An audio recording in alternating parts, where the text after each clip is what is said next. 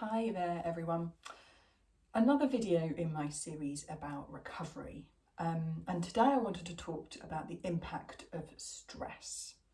So our society these days gives us, well, for a lot of us at least, a pretty low level of stress, like the whole time, family, work commitments, other responsibilities that you might have, the uncertainty over the last year and a bit with all the goings on with COVID-19.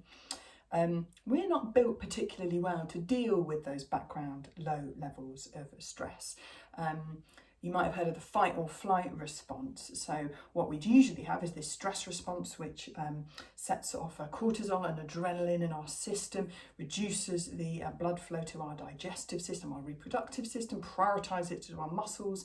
So we're primed and ready to deal with some situation. Now, that might have been, a few hundred or thousand years ago, a bear, a tiger, a flood, bad weather, something that we would do something about, and then the situation would end, and then all of these chemicals would go out of our system and our bodies get back to normal.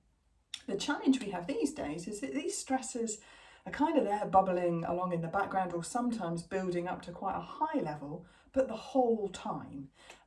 Work, for example, if that's stressful, is there 5 days a week. It's not this, you're over and done with it and everything drops out of your body quickly. So from a recovery perspective and a training perspective, we need to think a little bit about the impact of the constantly higher levels of those chemicals, cortisol and adrenaline, in our bodies. It will impact your digestion, it'll impact your brain function, it'll impact your sleep, it'll impact all sorts of stuff. But from the context of recovery, it also impacts that as well. So when our brain is in that and our body is in that kind of heightened fight or flight style state, it's not going to prioritise recovery between sessions, because it's going, right, what are we doing next? When's the next problem occurring? I'm feeling, kind of on edge about this. So when we're looking to plan our recovery, back to my last video about scheduling in rest in a bigger sense, not just from training, we need to do what we can. And I know this is really easier said than done and not particularly easy to control, but try and manage our stress levels across the board.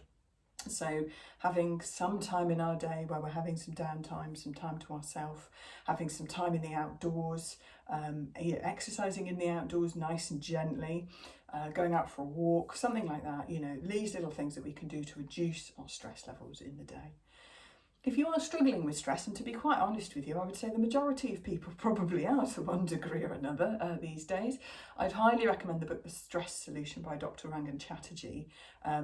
Excellent book, lots of really, really great, simple, easily implementable tips to try and reduce the stress levels and bring a little bit of balance back in your life. Hope that's useful.